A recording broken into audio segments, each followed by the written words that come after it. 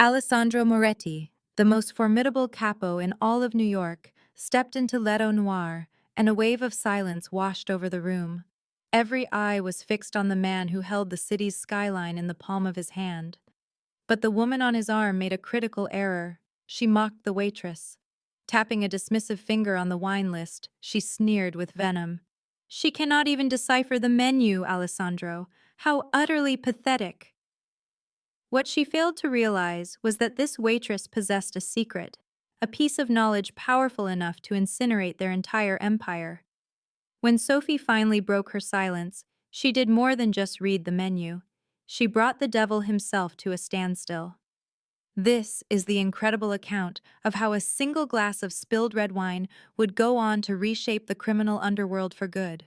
This is a story about a woman who was dismissed as nothing, yet she possessed the one weapon no amount of money could buy, an unbreakable mind.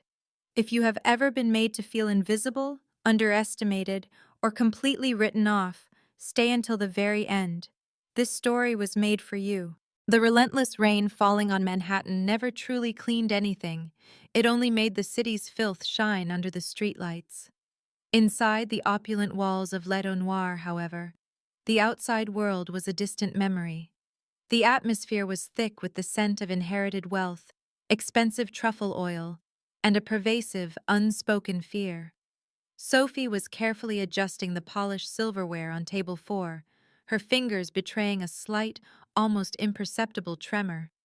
It was not the chill in the air, it was the gnawing ache of hunger in her stomach.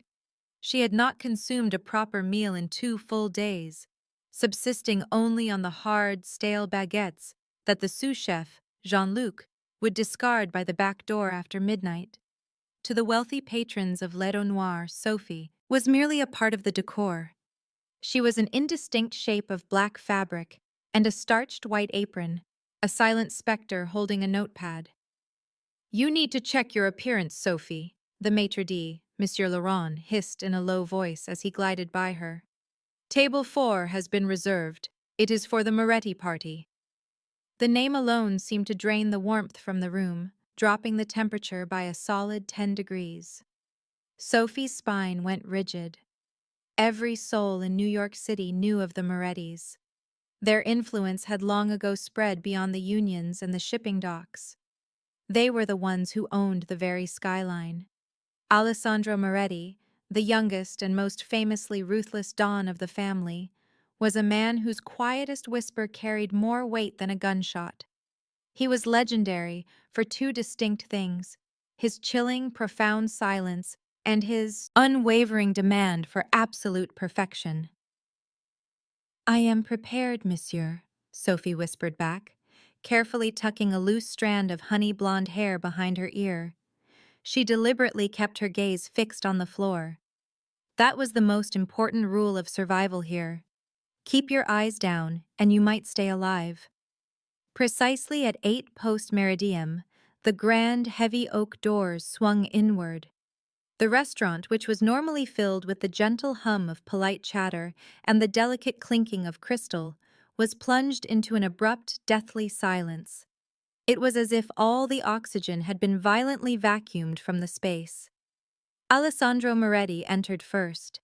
He was significantly taller than he appeared in the grainy paparazzi photographs, dressed in a charcoal bespoke suit that undoubtedly cost more than everything Sophie had ever earned in her entire life. His face was a carefully constructed mask of detached indifference, with a jawline so sharp it looked like it could slice through glass. His eyes were dark, profoundly intelligent, and utterly devoid of any human warmth. He was flanked by 2 bodyguards, enormous men who seemed as if they were sculpted from solid granite, and he was accompanied by a woman.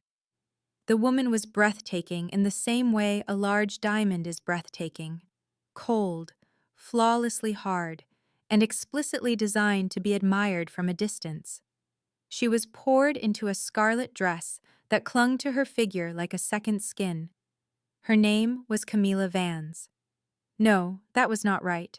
It was Camilla Russo, a prominent socialite who was desperately angling to secure a marriage proposal before the end of the fiscal quarter. "This way, signore," Lauren murmured. bowing so deeply that his nose almost made contact with the plush carpet. They were guided to table 4, which was located in Sophie's designated section. She paused for the professionally required 30 seconds before she dared to approach them. Her heart was beating a frantic rhythm against her ribcage, like a small trapped bird. She desperately needed this job. She needed the tips that came with it. Her rent was already 3 weeks overdue, and her landlord, a perpetually sweating man named Mr. Henderson, had made a clear threat to change the locks on her apartment by Friday. "Good evening," Sophie began, her voice remarkably soft yet firm. "May I bring some water for the table?" Alessandro did not even bother to look up from his wrist. He was examining his watch, a vintage Patek Philippe. He gave a slight dismissive wave of his hand. Camilla, on the other hand, did look up at her. Her critical eyes raked over Sophie, starting from her well-worn shoes and traveling all the way up to her slightly frayed collar. Her lip curled upward in a gesture of instant, undisguised distaste. In Camilla's world, Sophie was not another human being. She was a temporary nuisance, an obstacle blocking her access to Alessandro's undivided attention. "Sparkling," Camilla snapped with authority. "And I want the wine list. Bring the reserve list, not the cheap house garbage you serve to everyone else." "Of course, madame." Sophie moved with practiced grace to retrieve the heavy leather-bound volume. When she came back, she placed it with reverence in front of Alessandro. He paid it no mind. "Read it for me, darling," he instructed Camilla, his voice a low, gravelly baritone that seemed to vibrate deep inside Sophie's chest. "I am developing a headache," Camilla complained with a theatrical sigh. She opened the large book, her perfectly manicured nails tapping impatiently against the thick parchment.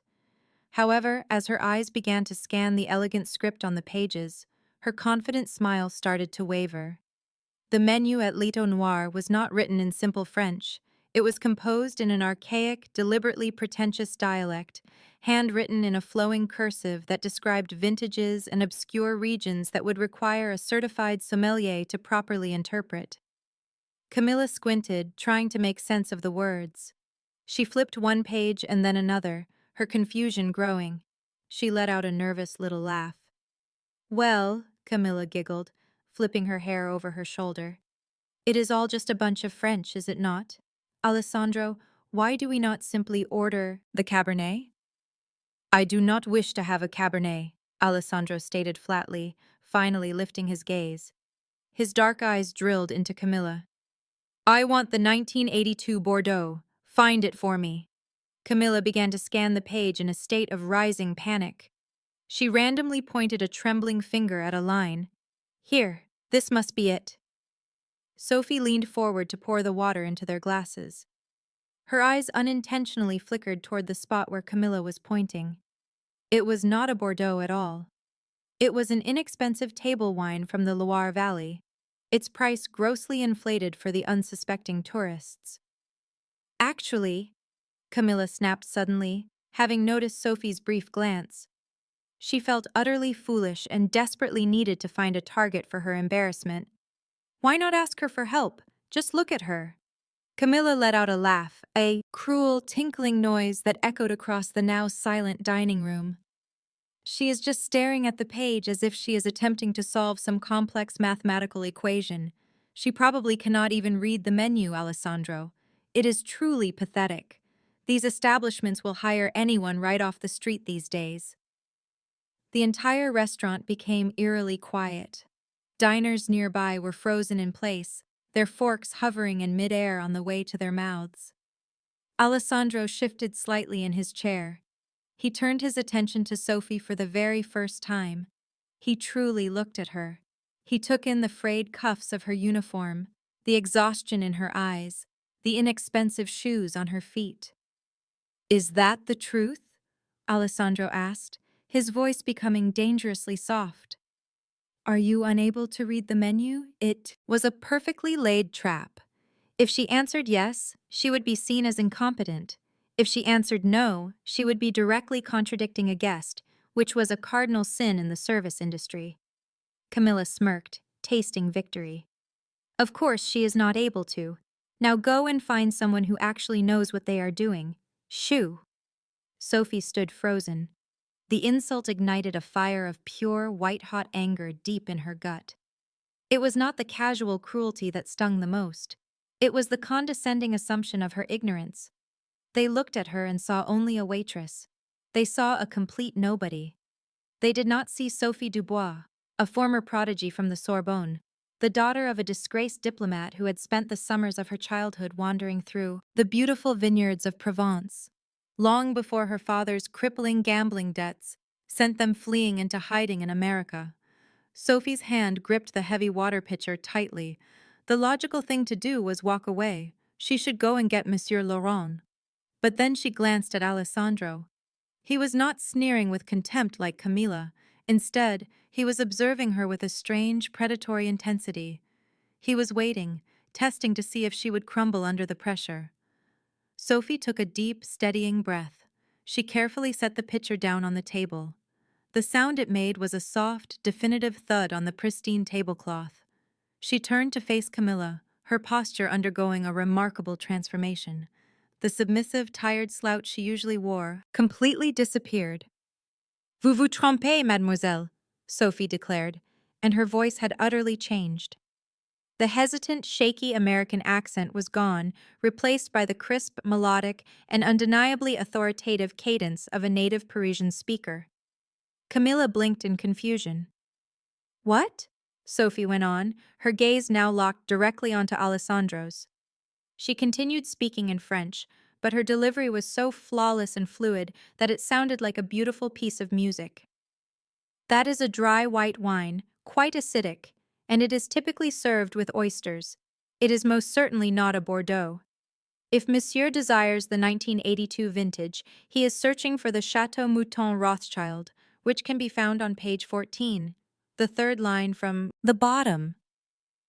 She reached forward, her hand now perfectly steady, and flipped through the heavy pages of the wine list with a single, graceful, and efficient motion. She landed precisely on page 14. "Furthermore," Sophie added, switching to flawless, unaccented English, her voice now cool and impeccably professional, "the vintage you were indicating, mademoiselle, is known to be corked. Monsieur Laurent keeps that bottle on the list specifically to test the knowledge of tourists. I would never dream of serving it to a palate as sophisticated and refined as Mr. Moretti's." Silence. An absolute suffocating silence fell over the entire room. Monsieur Laurent, who had been rushing over to run damage control, skidded to an abrupt halt, his mouth hanging wide open in disbelief. Camilla's face transformed into a violent shade of crimson. She began to sputter, enraged. "How dare you speak to me in that manner?" Alessandro slowly raised his hand, lifting a single finger. Camilla's mouth snapped shut with an audible click. Alessandro then deliberately turned his gaze from the open wine list to Sophie. All the boredom had vanished from his eyes. In its place was something far more potent and dangerous. It was interest. "You speak French," Alessandro stated. It was not a question, but a declaration. "I do," Sophie replied calmly, holding his intense gaze. She was almost certain she was about to be fired. At this point, she did not care. "And you have knowledge of wine." "I know that serving a muscadet alongside a steak would be a crime against humanity, signore." A corner of Alessandro's mouth twitched, forming the ghost of a smile. "What is your name?" "Sophie." "Sophie," he repeated, testing the name, rolling it around his tongue as if it were a fine sip of aged whiskey. "You are not from Brooklyn, are you, Sophie?" "Everyone comes from somewhere, Mr. Moretti. At this very moment, I am simply from table 4. Alessandro stared at her for another long, heavy moment that felt like an eternity. Then he closed the wine list with a soft thud. "Bring the Rothschild," he commanded, his eyes never leaving her face. "And, also, bring another glass." Camilla immediately brightened. "Oh, Alessandro, you are far too kind." "It is not for you," Alessandro said, his voice cold as ice, cutting her off completely. He gestured toward the empty chair that was across from him, the seat directly next to Camilla. It is for her. He pointed a decisive finger at Sophie. Sit down, Sophie. A collective gasp went through the entire restaurant, a waitress being invited to sit with the Don. Such a thing was completely unheard of. It was career suicide. Sir, I cannot, Sophie stammered, the surge of adrenaline now giving way to a new wave of fear. My shift is not over. Monsieur Laurent will surely fire me. Alessandro turned his head just slightly to look at the terrifyingly pale manager, who was standing frozen just 5 feet away. Laurent, Alessandro said with unnerving calm. Sophie is finished. Her shift was over. She would be dining with me now, and this meal goes on my account. Furthermore, if you even think about firing her, Le Val Noir will be a pile of ashes before sunrise. Do you understand me? Laurent's head bobbed with such frantic energy that his eyeglasses slid down his nose. Yes, Mr. Moretti. Absolutely. Sophie, please, have a seat. Sophie's gaze flickered from the offered chair to the enraged, humiliated face of Camilla, and finally to the deep, endless darkness in Alessandro Moretti's eyes. She sat. In that exact instant, her old life was utterly destroyed, and her new one truly began. The chair was upholstered in a soft, expensive velvet, a world away from the hard wooden stool in the break room where she typically sat to eat her dry, day-old bread. But she was too numb to register the luxury. The only thing she could perceive was the crushing intensity of Alessandro Moretti's stare. It felt tangible, almost physical, like a firm hand closing around her neck. From across the table, Camilla Russo looked as if she'd been forced to chew on bitter rind. Her carefully applied foundation was cracking around a mask of pure, unbridled fury. Alessandro, Camilla hissed, her voice a thin, quivering wire of disbelief. This must be some kind of sick joke. Is this a test? You are actually allowing the hired help to join us at our table? Alessandro completely ignored her. His focus remained entirely on Sophie. Pour the wine, Sophie. Sophie's hands trembled violently as she reached for the magnificent bottle of Chateau Mouton Rothschild. She recognized the 1982 vintage. It was worth well over 3 months of her meager rent. She carefully decanted the bottle with an effortless grace, her movements guided by the muscle memory of a life she had lost. She poured a small amount for Alessandro to sample.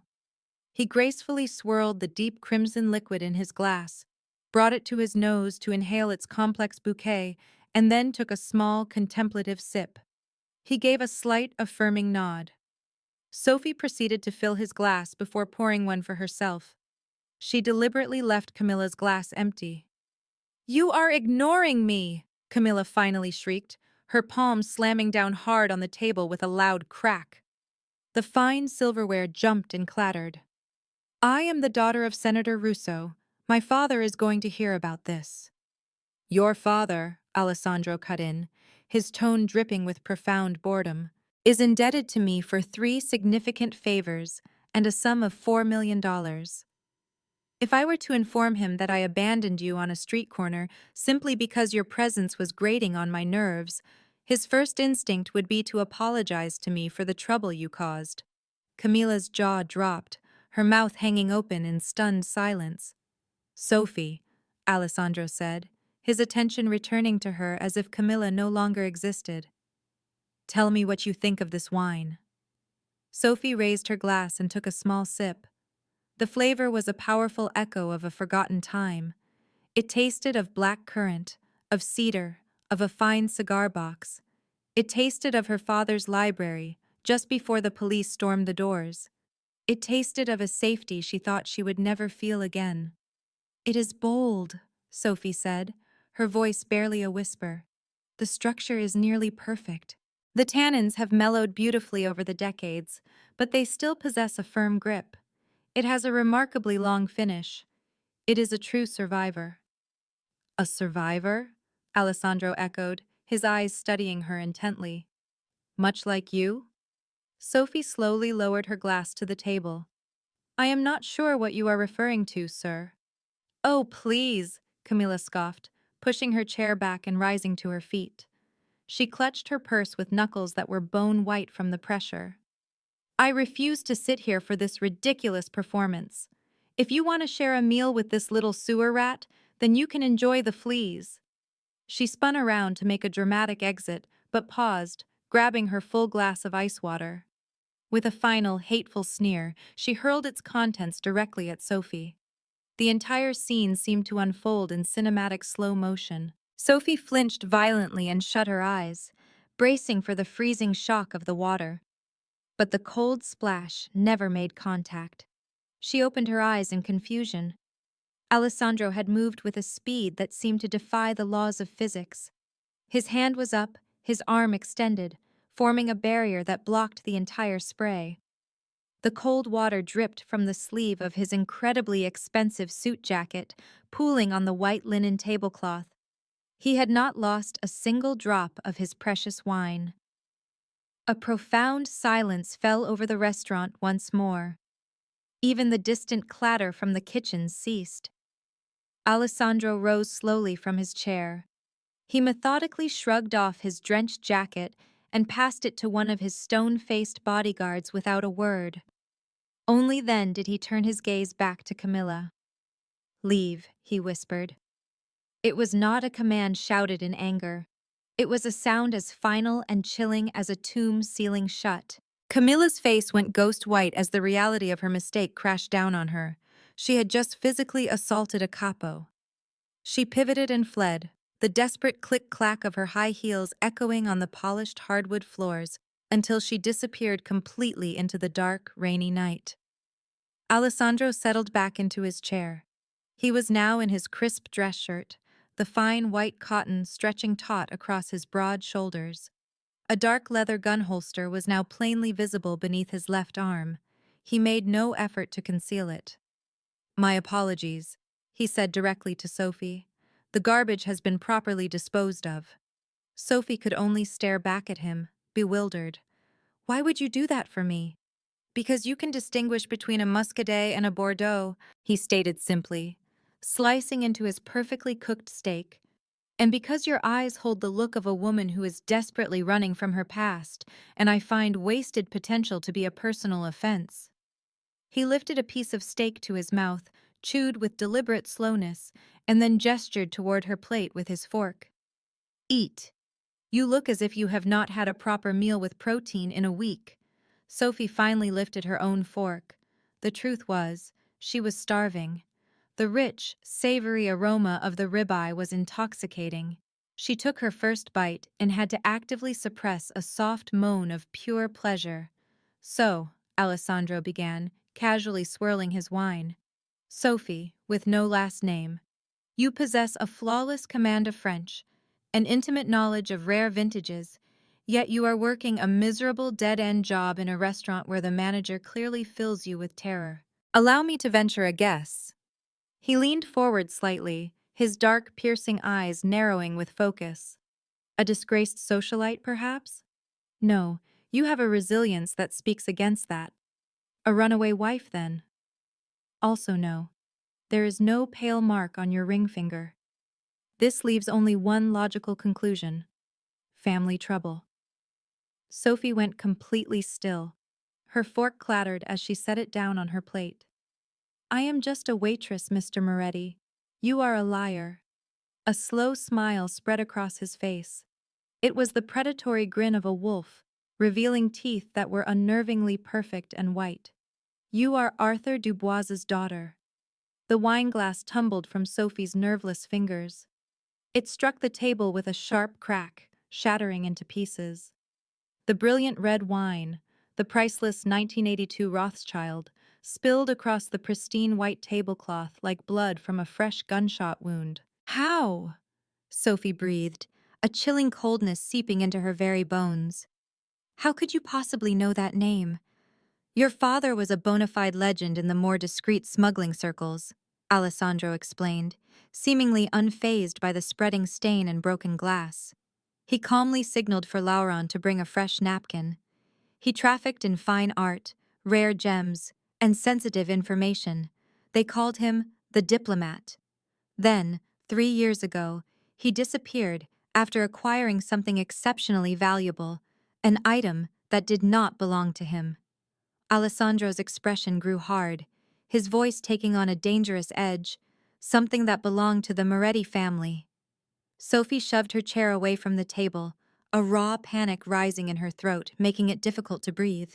I have no idea where he is. I swear I have not seen or heard from him in 3 long years. Please, I just want to be left alone to go home. You cannot go home, Sophie, Alessandro told her, his voice deceptively gentle. Why not?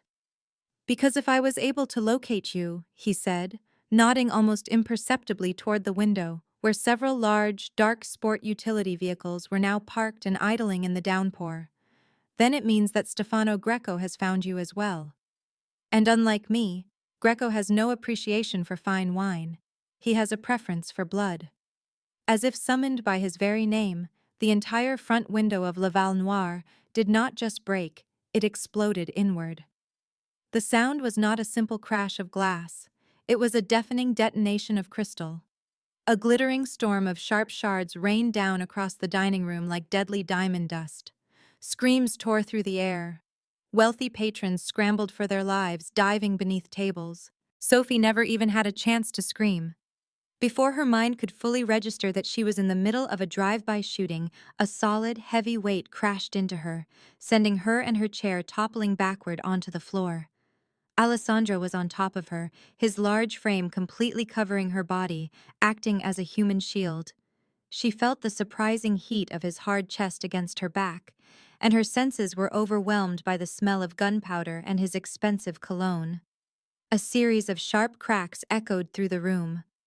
Pop, pop, pop, pop. A spray of bullets ripped through the plush velvet upholstery of the booth where they had been sitting just a moment before. Bottles of rare liquor behind the bar shattered one after another, showering the terrified, cowering bartender in alcohol and broken glass. "Stay down!" Alessandro roared, his voice a powerful command that sliced through the pandemonium. He cut through the mayhem, pulling his weapon, a sleek pistol in a non-reflective matte black finish, from its holster. He fired 3 precise shots toward the shattered window, each one perfectly calm and calculated, designed to suppress the unseen assailants outside. "Dante, the back exit!" Alessandro barked.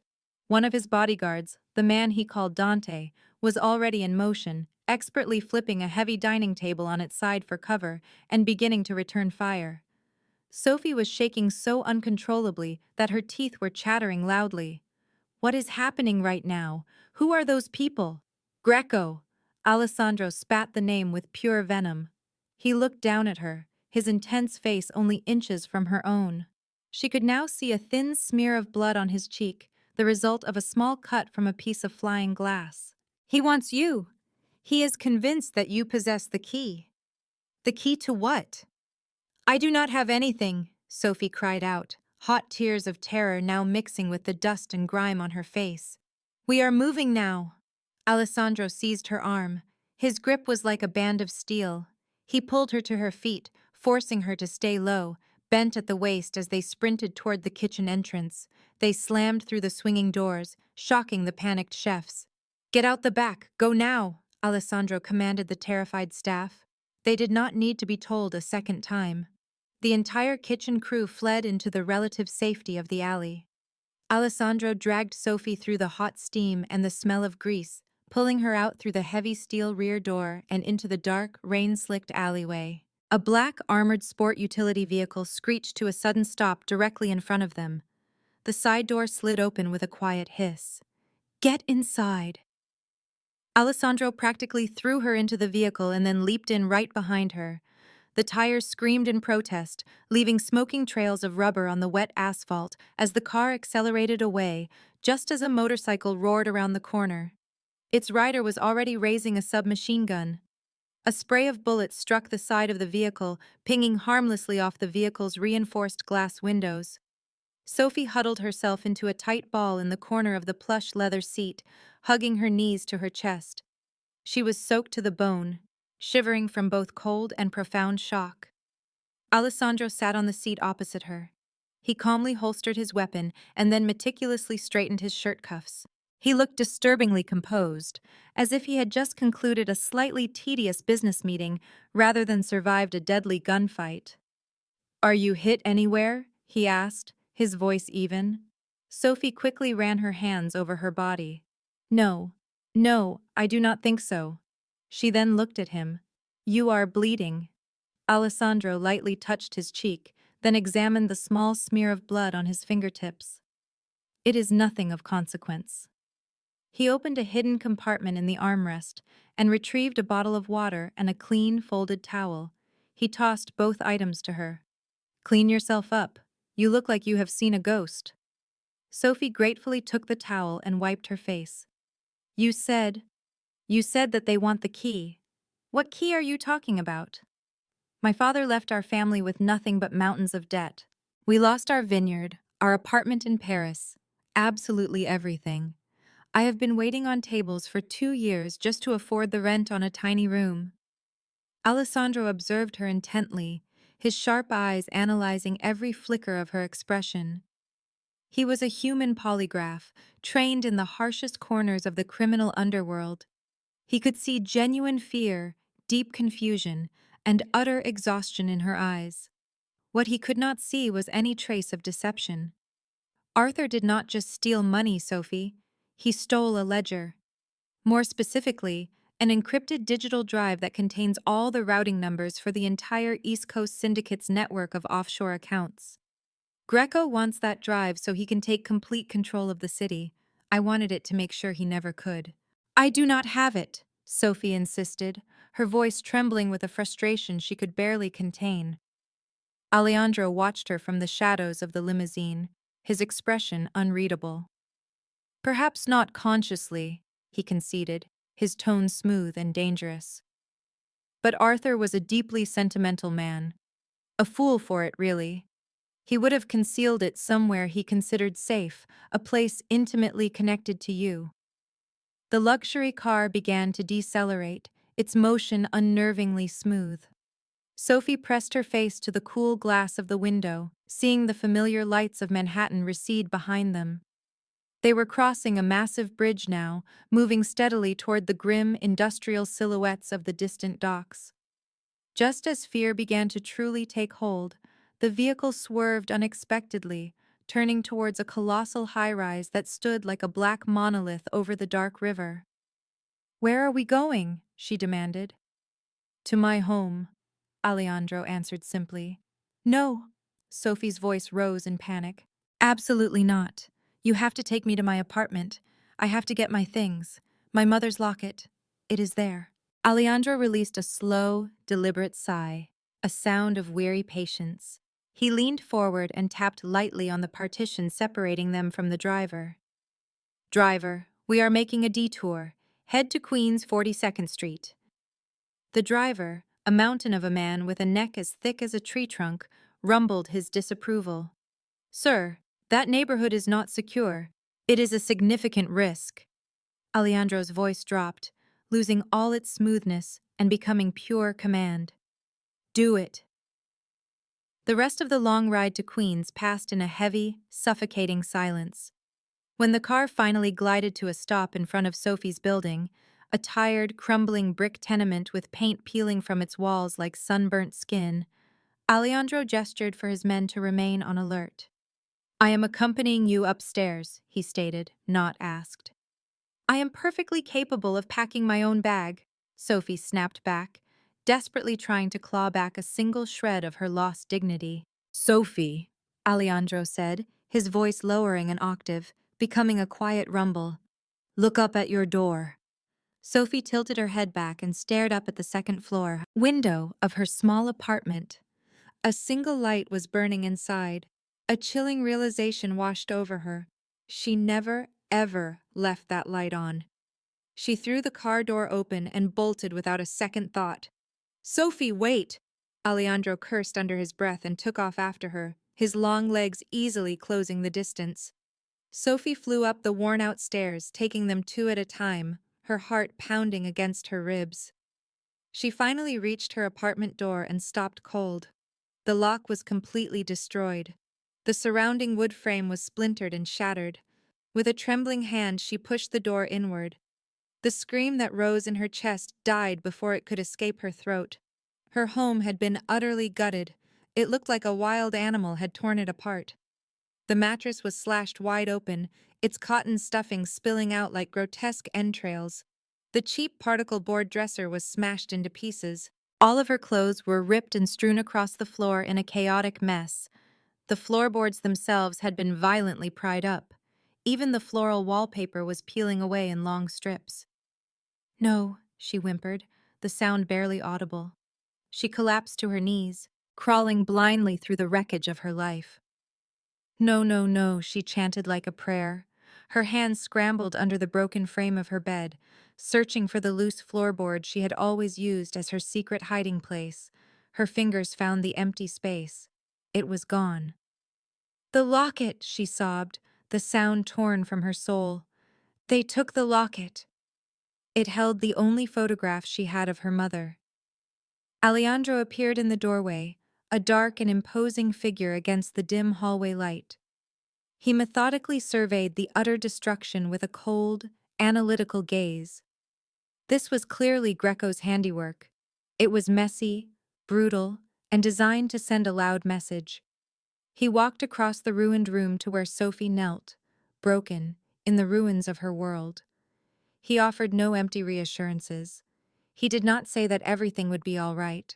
Instead, he crouched down beside her, the fine material of his expensive suit, trousers brushing against the grimy, splintered floor. He gently reached out and lifted her chin, forcing her tear-filled eyes to meet his. "They did not find what they were searching for," Alejandro stated, his voice a low, certain whisper. "They took everything," Sophie cried, her voice thick with despair.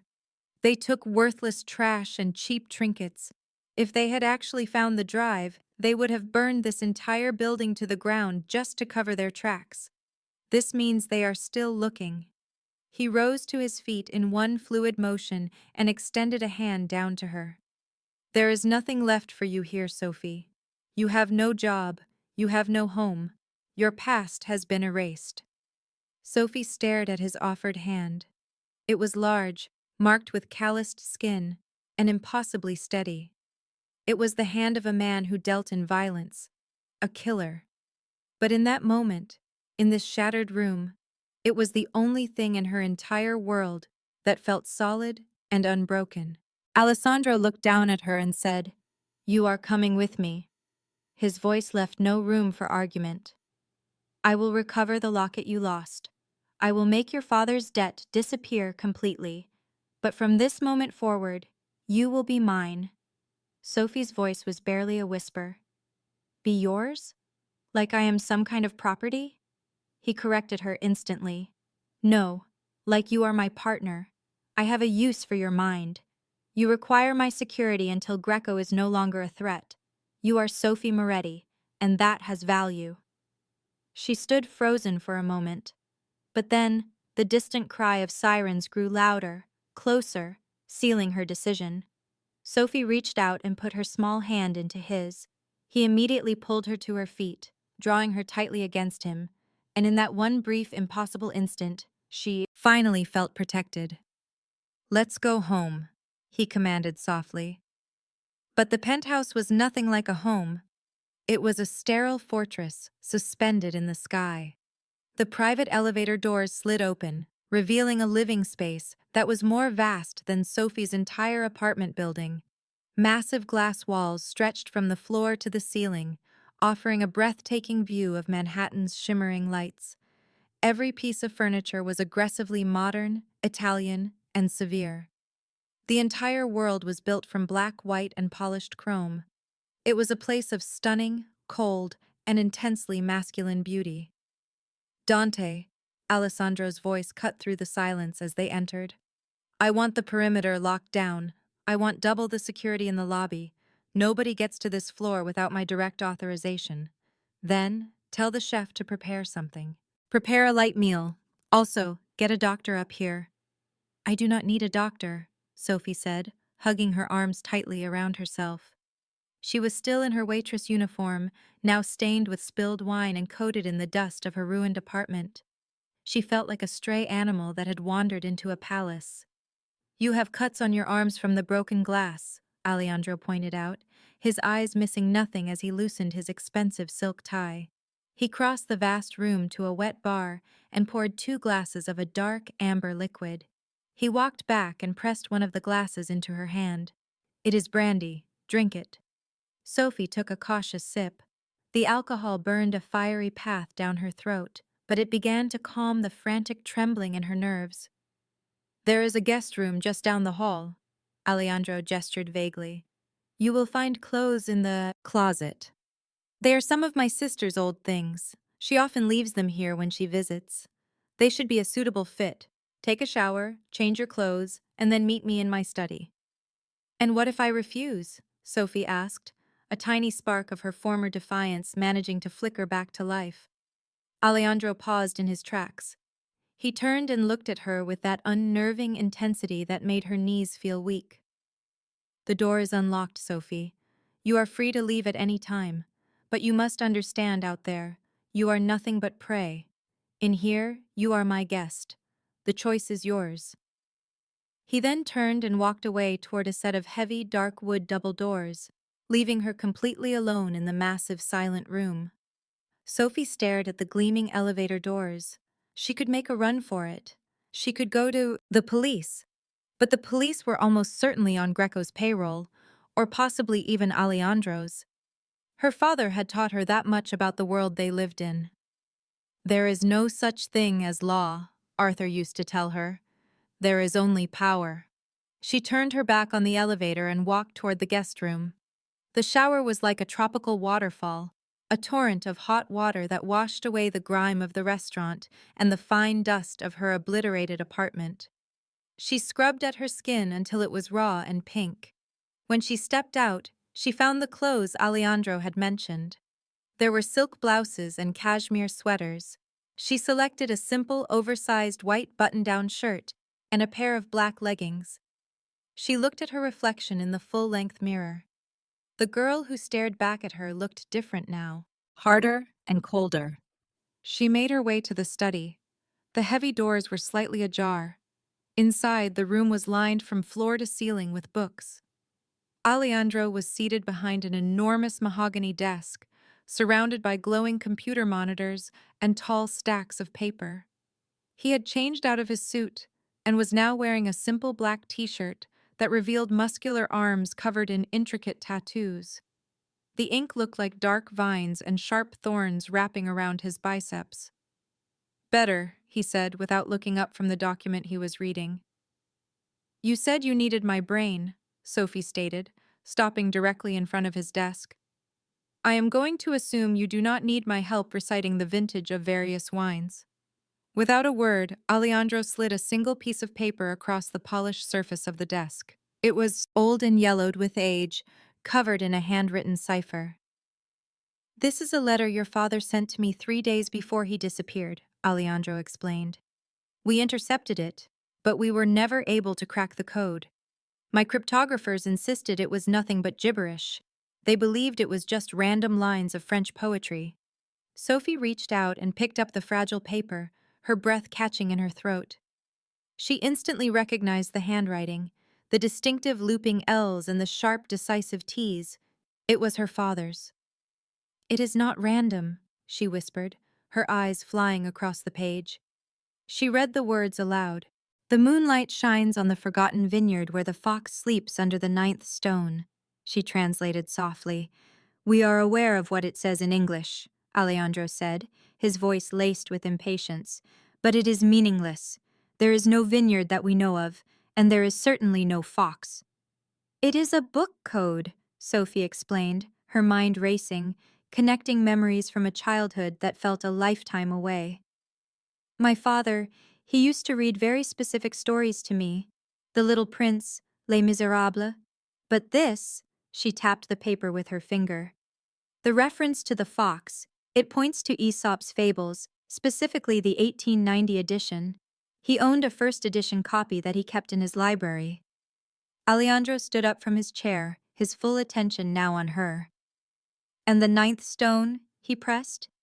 "It could mean page 9, or more likely the ninth fable, which is the fox and the grapes." Sophie looked up, meeting Alejandro's intense gaze. "He was not telling you where the money was hidden. He was telling you where to find the key to everything." "Where?" Alejandro demanded, leaning far over the desk, his presence filling the room. "The forgotten vineyard," Sophie mused, her voice distant as she searched her memory. She closed her eyes, picturing it. "When I was 10 years old, we buried a time capsule together. We put it in the old vineyard on our estate in Provence.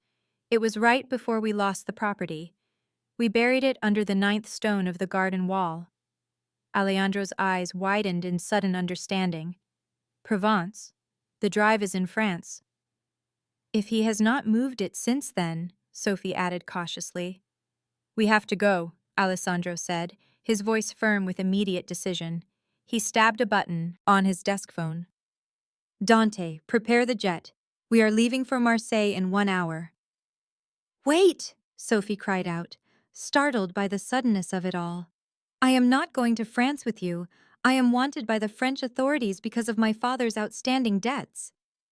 Alejandro walked around the massive desk until he was standing just inches away from her. The air between them seemed to crackle with an unspoken energy. "I own the French customs officials at the Marseille airport," he said, his voice a low growl. "You will not be arrested, but you are the only person who can locate that specific stone. You are the only one who knows the exact layout of the old estate." He reached out a hand and gently tucked a damp strand of her hair behind her ear. His touch was surprisingly gentle, a stark contrast to the violent chaos of the night. "Help me find this drive, Sophie. Help me finally destroy Greco, and I will give you your life back, completely free and clear. I will erase all of your debts. I will even buy you l'Étoile Noire if that is what you truly want." "I do not want the restaurant," Sophie said, her voice breathless from his proximity. "I want my father." A shadow passed over Alejandro's face. He looked away for just a fraction of a second, a flicker of hesitation that Sophie immediately caught. "What?" she asked sharply, her senses on high alert. "What are you not telling me?" A terrible fear began to dawn on her. "Sophie, is he dead?" Her voice cracked on the last word. "Tell me the truth!" Alejandro grabbed her shoulders, his grip firm but not painful. "He is not dead."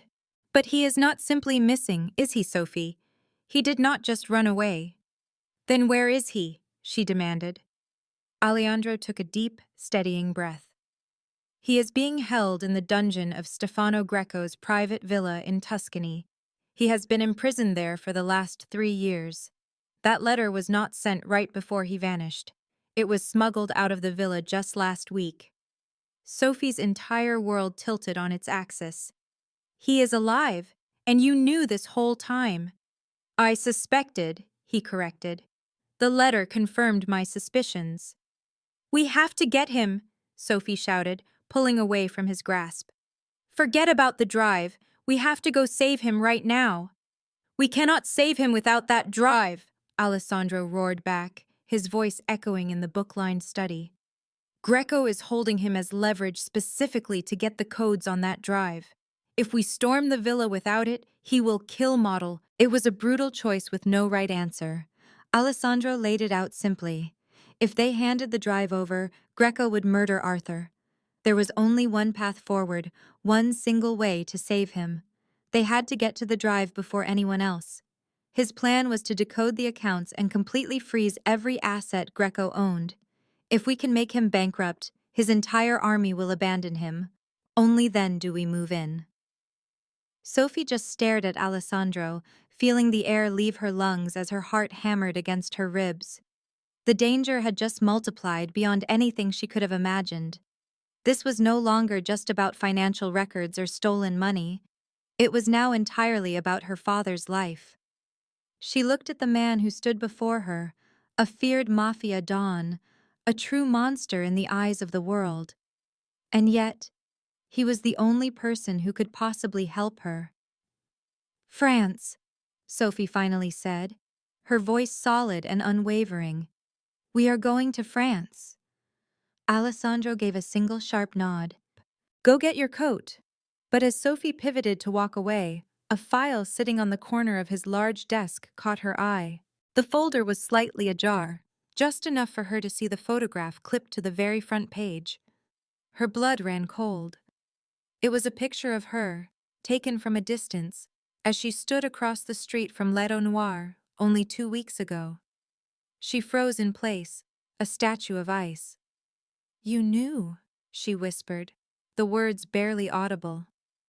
She slowly turned back to face him, the sharp sting of betrayal already making her eyes burn.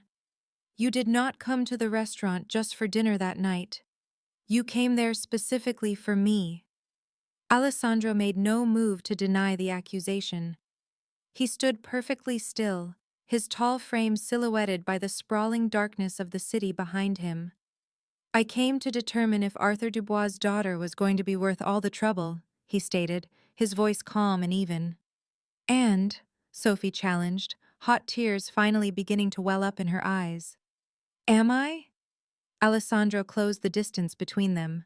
He did not stop his advance until his chest was a mere inch from hers, a wall of heat and power. He tilted his head down, his dark eyes burning with an intense fire, a mix of raw possession and something that felt terrifyingly close to genuine affection.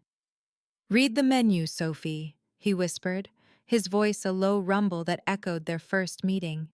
"You are worth," he said, the words now rough and charged, burning the entire world to the ground for.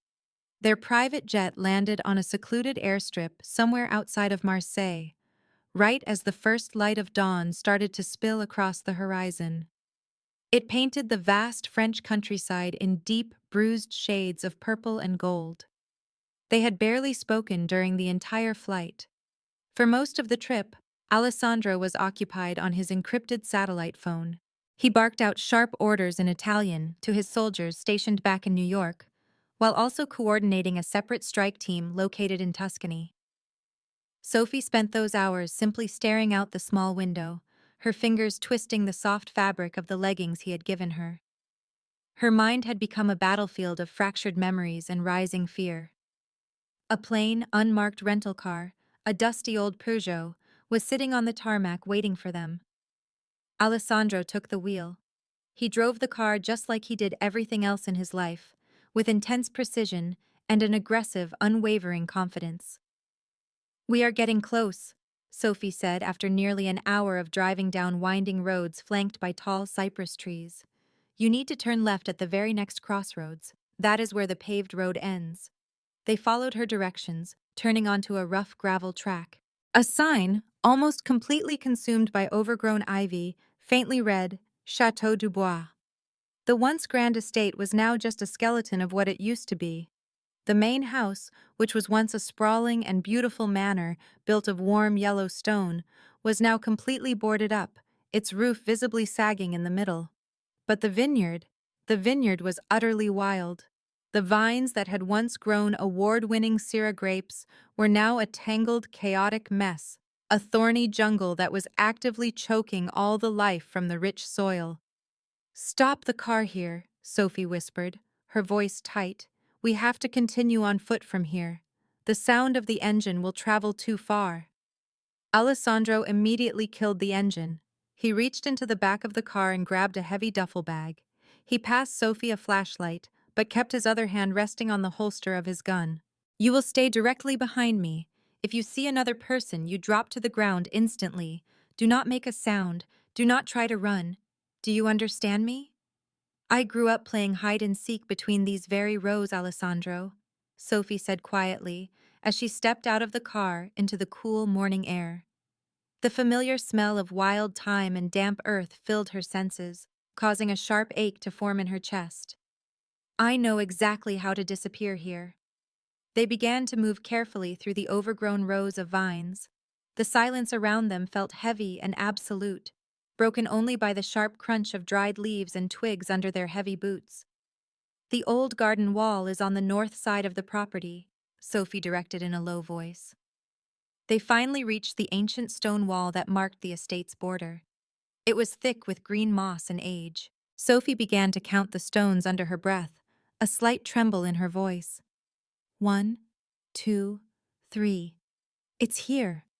She pointed to a large, flat river stone located near the base of the wall, the ninth stone from the corner. Alessandro knelt down without a word. He pulled a sharp knife from his boot and carefully wedged the tip under the edge of the stone. With a low grunt of physical effort, he pried it upward. Lying underneath, nestled in the dark, damp dirt, was an old, rusted tin box, the kind that once held biscuits. Sophie dropped to her knees and quickly grabbed it. Her hands were shaking so violently that she could not get the lid off. Alessandro's large, warm hands gently covered hers. "Let me help." He easily popped the lid open. A musty smell of old paper drifted out from inside. The box was filled with childhood trinkets, a perfectly dried flower, and a small green toy soldier. There was a child's drawing of a horse, and taped securely to the very bottom of the tin was a small silver USB drive. "He actually did it," Sophie whispered, fresh tears finally spilling down her cheeks. "He really hid it right here." "Secure it," Alessandro commanded, his gaze constantly scanning the dark tree line around them. "We have what we came for. Now we need to leave." A sharp click echoed through the quiet vineyard. It was the unmistakable sound of a gun's hammer being cocked. "Do not move," a man's voice sneered from the deep darkness of the vines. "And drop your weapon, Moretti. That is, unless you want this girl's brains to end up fertilizing these grapes." Alessandro's entire body went rigid. He slowly and deliberately raised his hands into the air. Out from the shadows, 3 men emerged. Their leader was a mountain of a man. He had a deep scar cutting straight through his left eyebrow. He was holding a suppressed MP5 submachine gun, and it was aimed directly at the center of Sophie's chest. "Luca," Alessandro greeted him, his voice sounding strangely casual, almost bored. "I see that Greco finally decided to let you off your leash. He had a feeling you would come looking for the girl's inheritance." Luca grinned, his expression cruel. "Now hand over the drive." "And if I do not?" Alessandro asked calmly. "Then I will kill her, take the drive for myself, and leave your body here for the crows to feast on." Alessandro turned his head and looked directly at Sophie. His eyes conveyed a powerful, silent message that she understood instantly. "Trust me." "Fine," Alessandro said with a sigh. He reached into the tin, picked up the drive, and held it high for them to see. The silver metal glinted faintly in the early morning light. "You want it so badly? Then catch." With a flick of his wrist, Alessandro tossed the drive high up into the air, sending it sailing toward the densest thicket of thorny vines to his right. Luca's eyes, and those of his men, instinctively followed the glittering arc of the tiny silver object. That single split second of distraction was everything Alessandro needed. He did not even try to reach for his own gun. Instead, he lunged directly at Sophie, tackling her hard and driving her into the dirt behind the low stone wall just as Luca blindly pulled the trigger. A spray of bullets chipped away at the stone just inches above where their heads had been. "Stay down!" Alessandro roared at her. He rolled onto his back, drawing his own pistol in a single, fluid motion and firing 3 quick shots blindly over the top of the wall. A pained scream echoed from the vines. One of the henchmen crumpled to the ground. "Get to the vines now," Alessandro commanded. He grabbed Sophie's collar and physically dragged her into the thick, protective cover of the overgrown grapevines. They scrambled forward on their hands and knees through the dirt, sharp thorns tearing at Sophie's clothes and scratching her skin. Behind them, they could hear heavy footsteps crunching through the dry leaves. "Spread out and find them," Luca shouted in frustration. "The drive," Sophie hissed, sheer panic seizing her. "You just threw it away. I threw the toy soldier."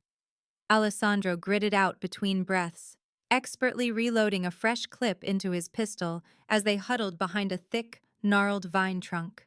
He tapped his chest pocket with his free hand. "The drive is right here with me." Sophie could only stare at him, wide-eyed. "You are completely insane. I am just being practical." Now you need to listen to me. I am going to draw their fire. When I do, you will run for the car. Do not stop and do not look back. No. Sophie grabbed his arm, her grip surprisingly strong. I am not leaving you here alone. Alessandro looked at her then. For just a brief moment, the cold mask of the dawn slipped away, revealing a man who was utterly terrified of losing the one important thing he had only just found. Sophie, please, just go. They are flanking to the left, Sophie whispered urgently, her ears perfectly attuned to the subtle sounds of the vineyard she knew by heart. She pointed with her chin. There is an old irrigation ditch about 10 yards in that direction. It runs all the way back to the road. We can both make it out of here. Alessandro quickly looked in the direction she had pointed. Then his gaze returned to her, a fierce, wild grin spreading across his face. Lead the way, mademoiselle. They moved as one, a perfectly synchronized unit born of desperation. They slid down into the dry, dusty ditch just as a hail of bullets shredded the very vines where they had been standing only a moment before. They ran hunched low to the ground, their lungs burning for air, until the rental car finally came into view. Alessandro vaulted over the door into the driver's seat as Sophie scrambled into the passenger side. He gunned the engine to life, spinning the car around in a chaotic spray of dirt and gravel, just as Luca burst out from the tree line, firing his weapon wildly at them. The rear windshield exploded into a spiderweb of shattered glass. Sophie screamed and ducked down low. Alessandro slammed the car into gear and floored the accelerator. The little Peugeot roared down the long dirt track, leaving the furious gunman behind in a cloud of dust. Are you hit? Alessandro shouted, his voice barely audible over the sound of the wind rushing through the broken window. No! Sophie quickly checked herself over. She was bleeding from dozens of thorn scratches all over her arms and legs, but she could find no bullet holes. She looked over at Alessandro. He was grinning, a wild, adrenaline-fueled grin of pure victory. You did good back there, Sophie. He laughed. You did very good. Sophie stared at the man sitting beside her. He was dangerous, he was lethal, and he was currently the most exhilarating thing she had ever known in her life. To Tuscany now? She asked, her voice finally beginning to steady. Alessandro's triumphant grin completely vanished, replaced by an expression of cold, hard determination. To Tuscany, he said, his voice low and serious. To kill a monster. Stefano Greco's private villa was a modern fortress that had been built on a foundation of blood money, nestled deep in the beautiful rolling hills of Tuscany. It was stunningly beautiful, ancient in its design, and completely rotting from the inside out with corruption. Night had already fallen by the time that Alessandro and Sophie finally arrived. They did not try to sneak onto the property this time. Instead, they drove right up to the massive front gate in a sleek black Mercedes that one of Alessandro's contacts had provided for them. Alessandro was wearing a fresh suit, all black on black. Sophie was now wearing a beautiful red dress, not the cheap waitress uniform from Letto Noir. It was a fine silk gown that Alessandro had somehow procured for her during a brief stop in Florence. She looked like a queen about to ascend her throne, but she felt like a lamb being led to the slaughter. Remember the plan, Alessandro said quietly, as the massive iron gates groaned open before them. You are my leverage in this negotiation. I am the prospective buyer. Under no circumstances do we show any fear. I am not afraid, Sophie lied through her teeth. Good, he replied, his voice grim, because a man like Greco feeds on fear. They were escorted by heavily armed guards into the villa's main hall. It was a massive, cavernous room filled with priceless Renaissance art and a distinct, unsettling smell of sulfur that hung in the air. Stefano Greco sat at the head of a long, empty banquet table. He was a small, oily man with dead, vacant eyes and a wet smile that showed far too much of his gums. Alessandro. Greco spread his arms wide in a false gesture of welcome. And the pretty little waitress. Welcome, both of you. I do trust that your flight was comfortable. Cut the worthless pleasantries, Stefano, Alessandro said, his voice cold and hard, echoing off the high stone walls. He refused to sit down. Instead, he stood directly behind Sophie's chair, placing his hand protectively on her shoulder. "We are in possession of the drive. Are you now?" Greco sipped from his glass of wine, his dead eyes twinkling with amusement. "Show it to me." Alessandro pulled the small silver USB drive from his pocket and deliberately placed it in the center of the long table. "Arthur Dubois. Now." At that, Greco snapped his fingers. A side door creaked open. Two large guards dragged a beaten man into the room. Sophie gasped in horror, a single word escaping her lips. "Papa." The man before her was a ghost of his former self. Arthur Dubois, once a pillar of strength, was now a broken figure. His face was a landscape of pain, gaunt and mapped with purple bruises, and one of his eyes was swollen completely shut. Each step he took was a staggering, agonizing effort. He could barely stand. "Sophie," Arthur managed to choke out, his voice a dry rasp as he forced his head up to find her. "No, my Sophie, you have to run. Get away from here. Forget about me." "Let him go now," Sophie heard herself say, her voice shaking with rage as she tried to get to her feet.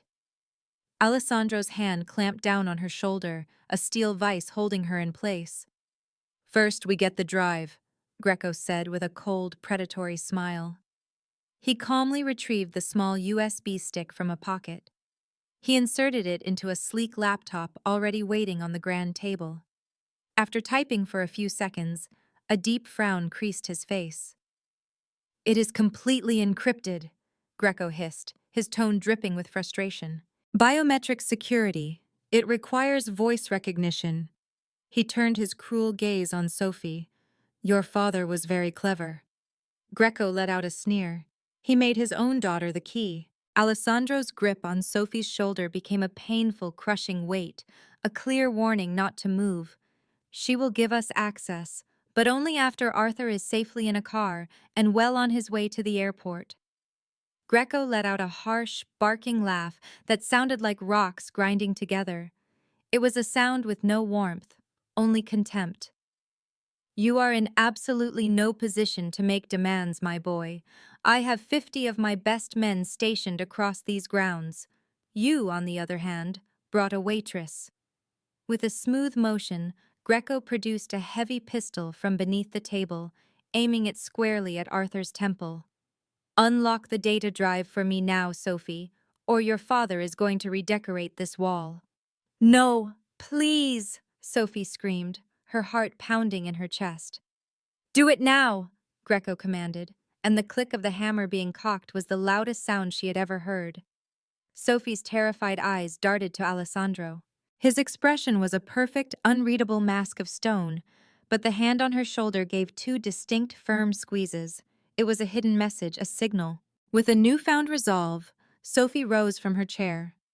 She forced her legs to carry her toward the laptop, which sat at the far end of the long, polished table. She could feel the intense, hostile stare of every single guard following her every move, their eyes burning into her back. She bent over the computer, her hands trembling slightly. A simple prompt glowed on the screen, requesting a specific voice phrase to unlock the contents. She lifted her head and met Greco's hungry gaze directly. "Is this the code you want so badly?" she asked, her voice steady. "I want the entire world, my dear girl, and you are going to give it to me." Sophie leaned close to the sensitive microphone. "The fox is known for his many tricks," she recited in perfect, clear French, "but the hedgehog knows one great one." The monitor instantly flashed a brilliant green. The words "access granted" appeared. A torrent of information began to cascade down the screen. Endless bank accounts, international routing numbers, the entire structural blueprint of Greco's criminal syndicate. Greco's eyes widened, transformed into dark pools of pure, unrestrained greed. "Yes, finally, yes! It is all right here," Greco exclaimed, his voice trembling with triumph. He looked away from the screen for just a moment, up at his circle of loyal guards. "Kill every last one of them. Take them all out." Sophie felt the blood drain from her face as she froze in place. "Stefano, a deal is supposed to be a deal," Alessandro said, his voice dropping into a low, terrifying growl that promised violence.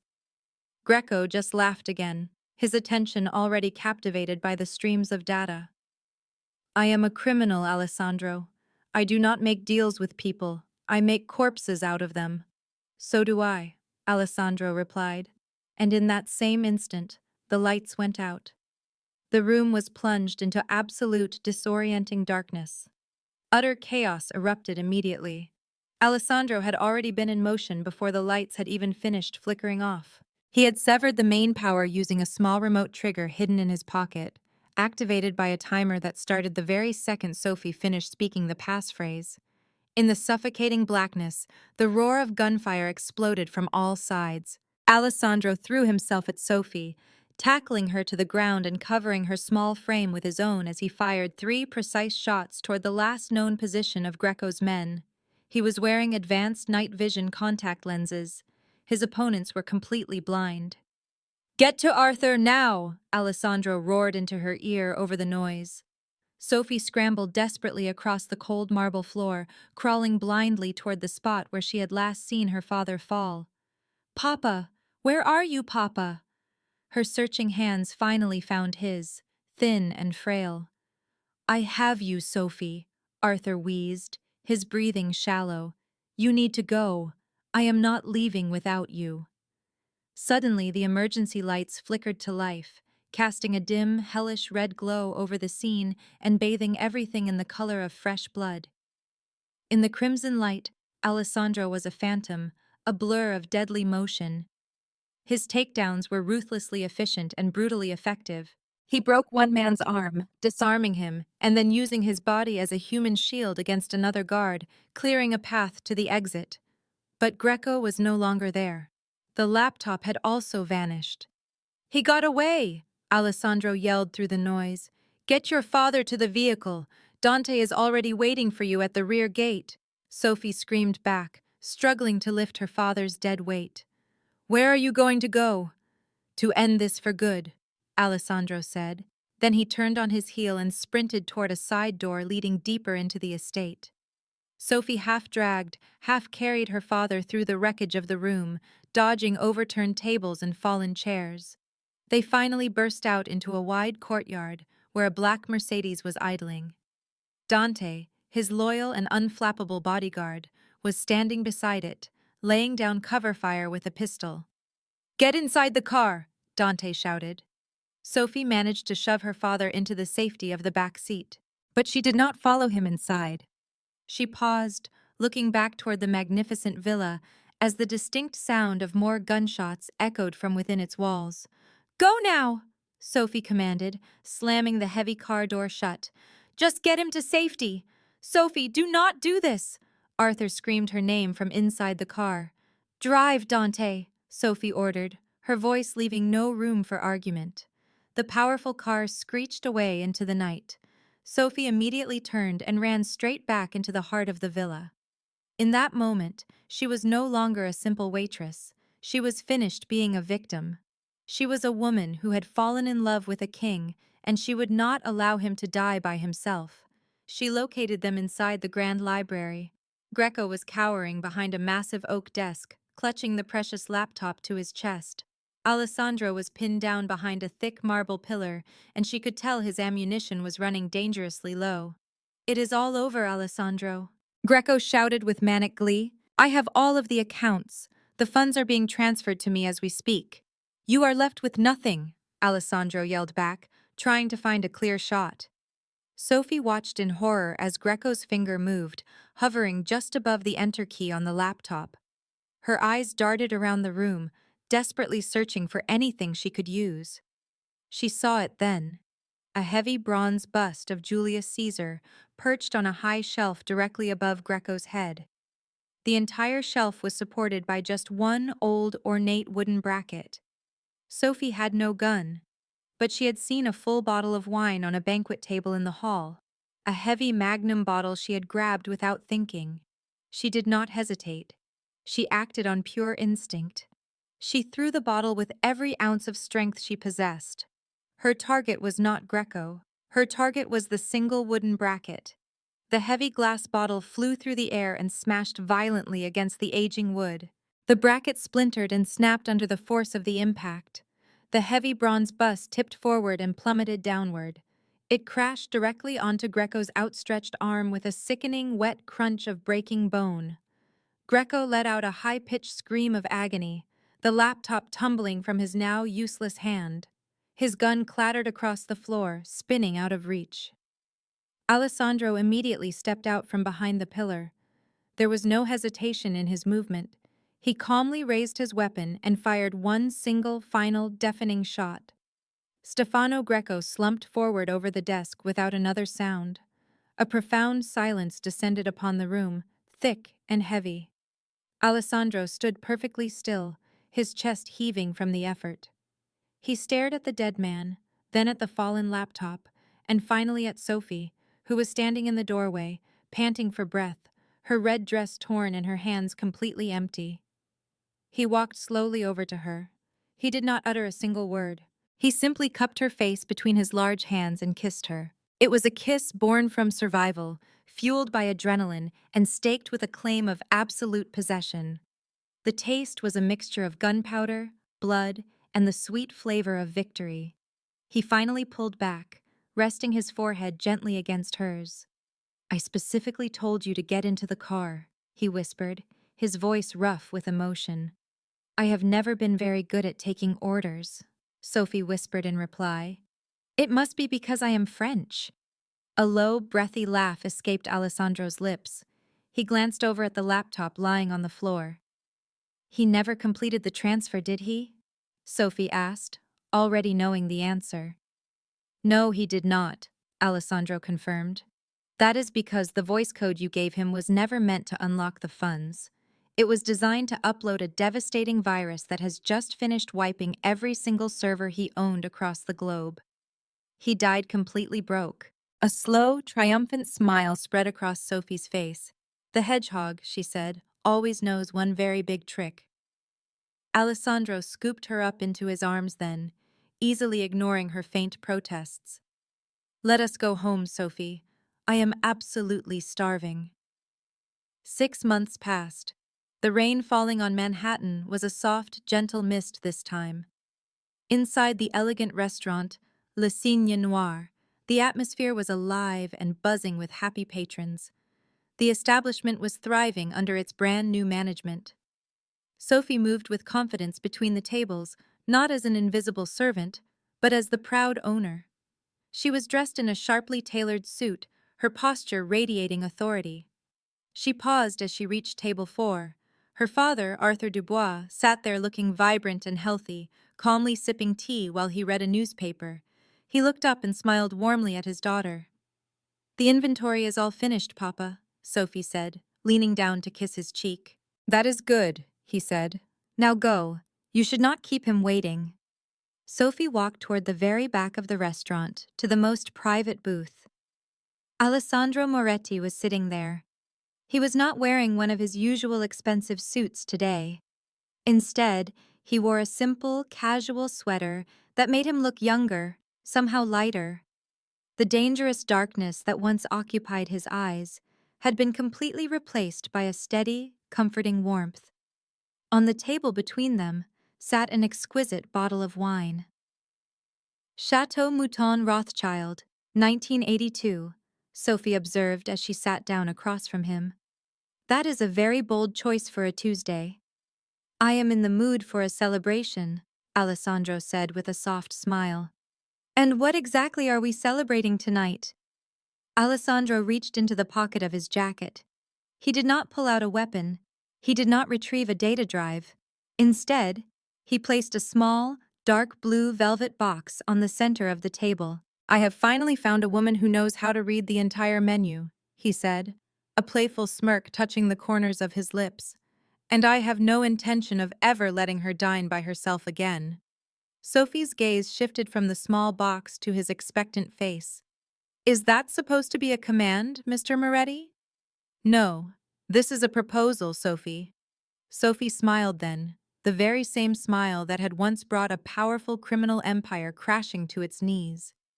She reached gracefully for her empty wineglass. In that case, you had better pour the wine, Alessandro. It appears we have a great deal to discuss. And that was the story of how Sophie Dubois transformed herself from the overlooked girl who once served table 4 into the undisputed queen of the New York underworld. She was living proof that true power does not come from the end of a gun or from brute force. It comes from sharp intelligence, unwavering courage, and knowing the perfect wine to serve alongside revenge. Alessandro Moretti may have believed he was the one saving her that night, but in the end, it was truly Sophie who saved him from his own darkness. If you enjoyed this tale of high-stakes danger, whirlwind romance, and incredibly sweet justice, please take a moment to hit that like button. Your support really does help this channel grow. Remember to subscribe and turn on all your notifications so that you never miss another story from us. And please tell me in the comments below, if you had been in Sophie's shoes, would you have run back into that villa? I cannot wait to read your answers. I will see you all again in the next video. This content was carefully researched, developed, and manually edited by our team to deliver meaningful lessons and real inspiration. Thank you for watching.